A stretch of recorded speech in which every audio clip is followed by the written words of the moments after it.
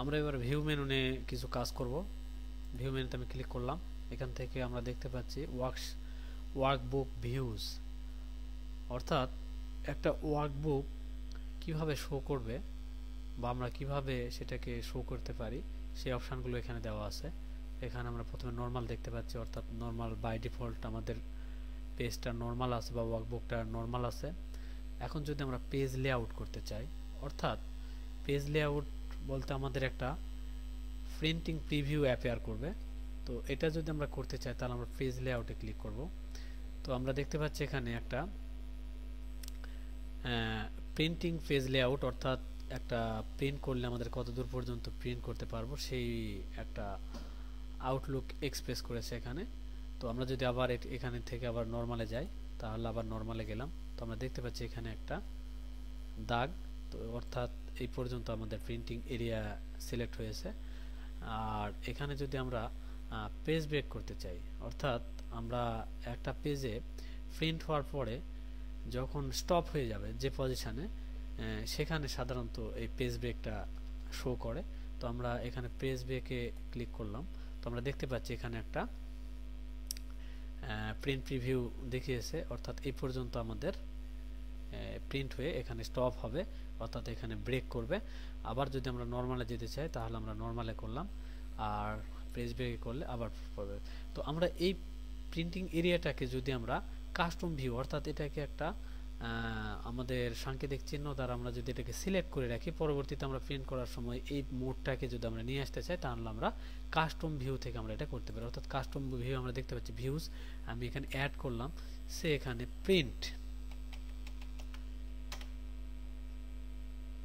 1। তো প্রিন্ট 1কে আমি যদি ওকে করি, আবার আমি নরমালি ক্লিক করলাম, তো আমরা এই পজিশনে আছে। এখন যদি আমরা কাস্টমসে ক্লিক করি তাহলে কি হবে, এই যে প্রিন্ট 1, অর্থাৎ এটাকে যদি আমরা শো করতে চাই, সে এই ধরনের আমরা 2-3টা অপশানকে আমরা অ্যাড করে রাখতে পারি বা তার বেশি আমরা অ্যাড করতে পারি।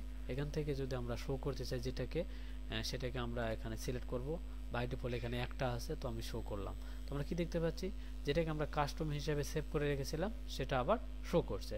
আবার যদি নর্মালে যেতে চাই তাহলে আমরা নর্মাল এভাবে আসতে পারি। আর ফুল স্ক্রিন করতে চাই, অর্থাৎ আমাদের কত পর্যন্ত এটা আছে, যদি আমি ফুল স্ক্রিনে দেখতে চাই তাহলে আমি ফুল স্ক্রিন করলাম, অর্থাৎ আমাদের পেজটা এখন এই অবস্থায় আছে। তো আমরা এভাবে এই ওয়ার্কবুক ভিউজ মেনু দ্বারা আমরা এই কাজগুলো খুব সহজে করতে পারি। এরপর আমরা দেখব শো অর হাইড, অর্থাৎ এখান থেকে আমরা যদি এখান থেকে ফর্মুলা বার আছে, অর্থাৎ আমরা জানি ফর্মুলা বার কোনটিকে বলে, এখানে এখানে শো করছে না ফর্মুলা বার। তো আমরা যদি এটাকে ফর্মুলা বার দিই তাহলে দেখুন এখানে একটা এই যে বারটা চলে এসছে। এখান থেকে আমরা এটাকে ইচ্ছা করলে ফর্মুলা বারকে হাইড করতে পারি, আবার এই যে চেক বক্সের টিক চিহ্ন দ্বারা আমরা এটাকে শো করতে পারি, অর্থাৎ এই বুকে নিয়ে আসতে পারি। আবার যদি আমরা গ্রিড লাইনটাকে শো না করতে চাই, অর্থাৎ এখানে আমাদের গ্রিড লাইন চেক বক্সে ক্লিক করা আছে, যদি আমরা এটা অপশানটাকে ডিসিলেক্ট করি তাহলে কি হলো, আপনারা দেখতে পাচ্ছেন এখানে যে রো আর কলামের আমাদের চিহ্নগুলো নেই, অর্থাৎ এটা গ্রিড লাইনটা পরিবর্তিত হয়েছে। গ্রিড লাইনটা আবার দিলাম, এখানে গ্রিড লাইন এলো। এখান থেকে যদি আমরা হেডিং, অর্থাৎ আমাদের এটাকে আমরা বলি একটা কলাম হেডিং ABCD, এখানে যদি আমরা হেডিংটা তুলে দিতে চাই অর্থাৎ উঠিয়ে দিতে চাই তাহলে আমরা কি দেখতে পাচ্ছি, এখন এই কলাম হেডিংগুলো নেই।